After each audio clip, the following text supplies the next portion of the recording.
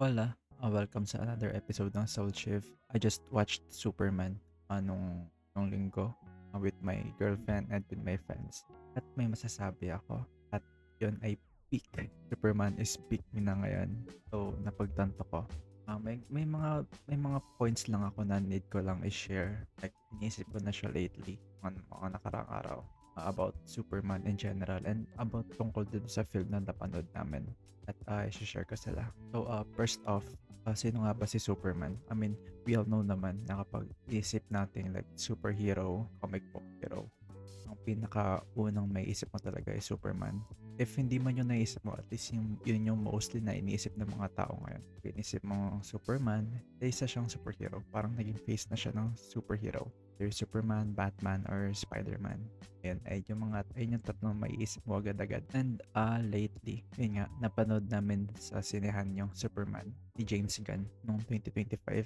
And share ko yung thoughts ko. Although, hindi naman ako big fan. Pero, need ko lang 'tong ilabas sa sarili ko. So, first off is yung simula nung kay Christopher Reeve, yun yung kinalakihan kong Superman. And nandun yung essence ng isang Superman. Hindi lang siya trend.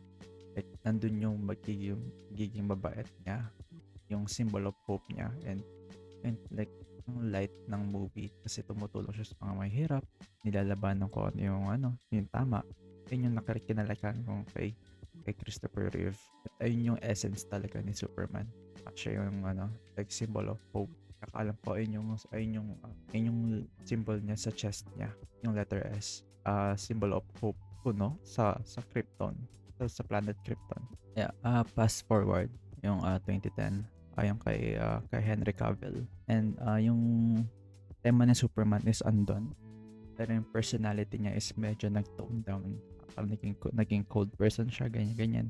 Which is different dun sa tone or dun sa point ni Christopher Reeve na Superman. And I think ayun yung nakikitang vision ni Snyder, ni Zack Snyder.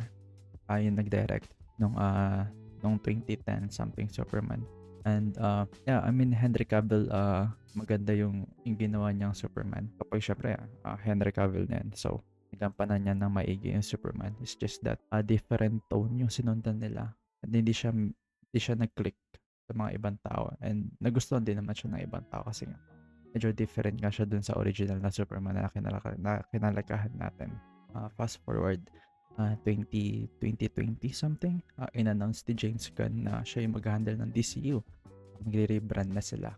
Kinuha nila si Corin Sweat as Superman. Di ko siya kilala. And nakita ko lang. And sobrang hype ako doon kasi if alam mo naman si James Gunn is siya yung sa likod ng Guardians 3. Guardians 1, 2, 3. Yung trilogy na yun.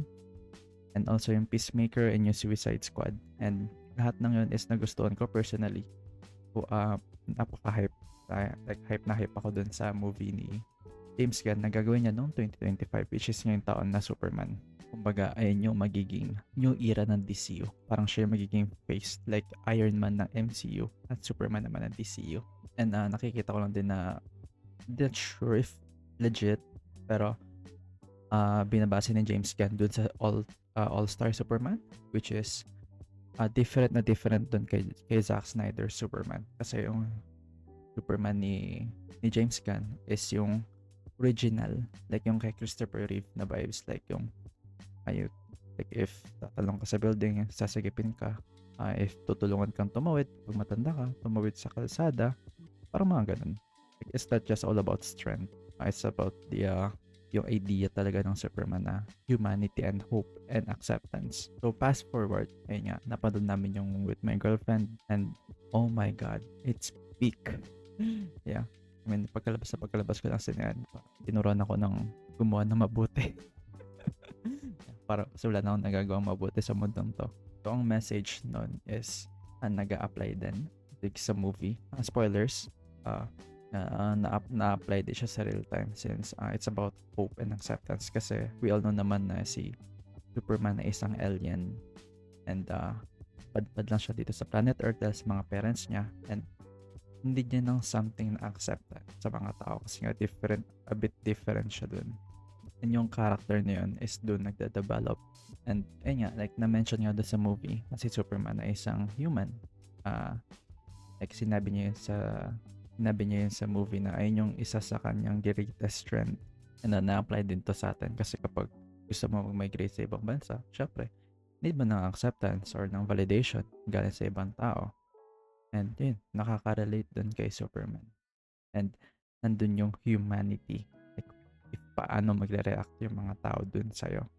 Or, yung other based sa movie is, paano tatanggapin ng mga tao sa Metropolis si Superman. And that's what makes him peak. Okay. Yun, like, ano dun naman na yun nakalagay? Hope. Yeah. Like, symbol of hope si Superman. Mga nangyayari na yun, mga like, kaliwat kanan yung mga kataranto na nangyayari sa paligid natin. There's still humanity in us. If paano tayo magtutulong-tulong sa isa't isa, if paano natin tutulungan yung mga tao na nangangailangan, ganyan. Yeah, so personally, nagustuhan ko yung movie. And kaya nas ko din yung mga friends ko is nagustuhan din naman nila. Nakikita na sa mga internet na pinag-aaway sila Henry Cavill, Superman, and yung kay Karen Sweat na Superman. It's a bit different naman sila. And Henry Cavill did a good job playing Superman. And I'm not comparing naman yung dalawa since a bit different tone nga silang dalawa. Yeah, nakakatuwa. Like, a bit refreshing siya. Kasi a bit refreshing siya dun sa mga characters na kinalagahan natin, na pinapanood natin ngayon. And also yung mga characters din, yung mga side characters ng Superman. Sa 2025 na si Guy Gardner, si Mr. Terrific.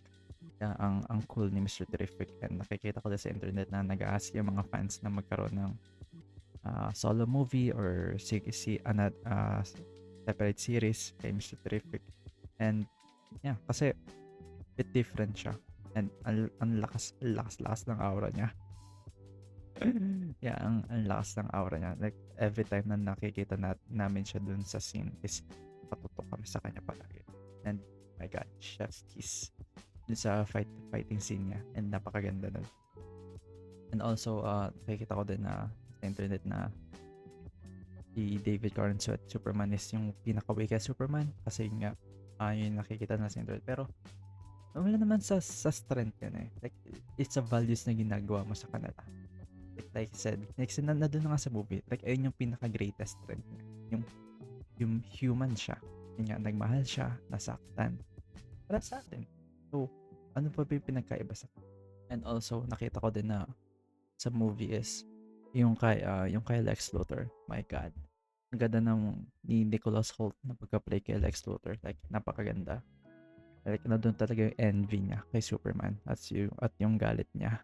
I mean, napakagaling ng acting niya. And medyo naawa pa ako sa huli nung nabasted na siya. Pero, I mean, overall, peak ang Superman. So, panoorin niyo siya na magbabago yung perspective ninyo. Hindi naman siya pinaka-life-changing for me at least. Pero at least good start siya sa DCU universe. And nag-hope kami mga fans na magkakaroon ng a good start. Yeah. Kung saan aabangan siya ng mga maraming fans. And di ko alam kung ano yung mga susunod na plano ni James Gunn. Pero nakikita ko na people are looking for Batman or kay Robert Pattinson's Batman. Pero I mean, we'll know. Yeah, malalaman naman natin in the near future. And yeah. It's a movie is ang message nun is do something good sa movie. And hope. Yeah. Yun lang naman ina-ask ni Superman, isang humanity. Pagtutulungan na sa isa't isa. So yun, I don't know if it makes sense. Gusto ko lang i-share yung thoughts kay Superman nung napanood ko yung movie. Ayun yung review ko. I mean, yeah. So, thank you for watching. See you next time. Bye. Bye.